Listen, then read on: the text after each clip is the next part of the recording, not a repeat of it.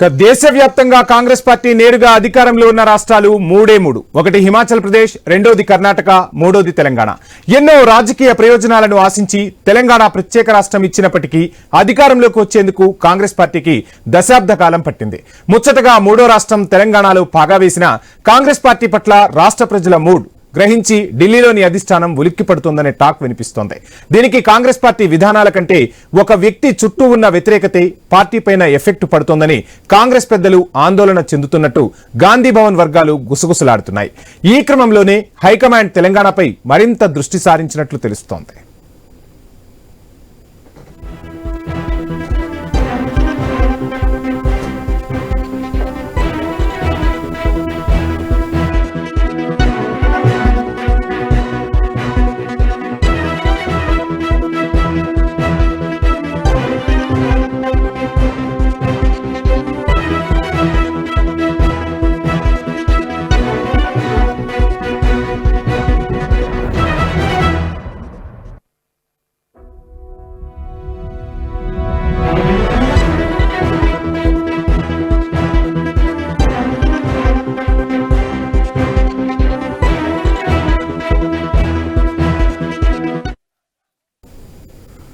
CM Revanth Reddy సారథ్యంలో స్థానిక సంస్థల ఎన్నికలకు వెళ్లలేమన్న ఫిర్యాదులు అందులో మొదటిది. ఏడాదిన్నరగా తెలంగాణలో కాంగ్రెస్ పార్టీ బలహీనపడిందనే రిపోర్టులు వెళ్లడం రెండో అంశం.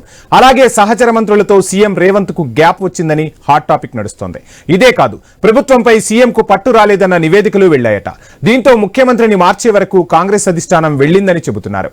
ఈ క్రమంలోనే ముఖ్యమంత్రిని మారిస్తే ఎలా ఉంటుంది అని రాష్ట్రంలోని పలువురు పార్టీ సీనియర్లకు ఢిల్లీ పెద్దలు ఫోన్ చేసినట్లు తెలుస్తోంది. ఈ విషయం తెలిసాక కలవరపడిన ముఖ్యమంత్రి కుర్చీని పదిలం చేసుకునేందుకు ఆపసోపాలు పడుతున్నట్లు సమాచారం.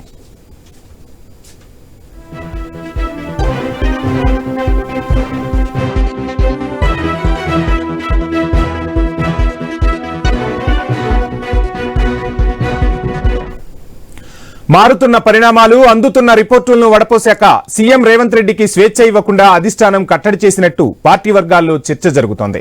ఈ తరుణంలోనే రేవంత్ రెడ్డికి హైకమాండ్ కు మధ్య దూరం పెరుగుతూ వెళ్తోందని అభిప్రాయాలు వినిపిస్తున్నాయి. ఏదైనా కీలక నిర్ణయం తీసుకోవాలని అనుకుంటున్నా దానికి సరైన సమయం కోసం వేచి చూస్తున్నట్లు అధిష్టానంతో సన్నిహితంగా ఉన్నవారు చెబుతున్నమాట. ఈ సంకేతాలు అందగానే రేవంత్ రెడ్డి వ్యతిరేకులు చురుకుగా పావులు కదుపుతూ సీఎం శిబిరాన్ని కునుకు లేకుండా చేస్తున్నారు.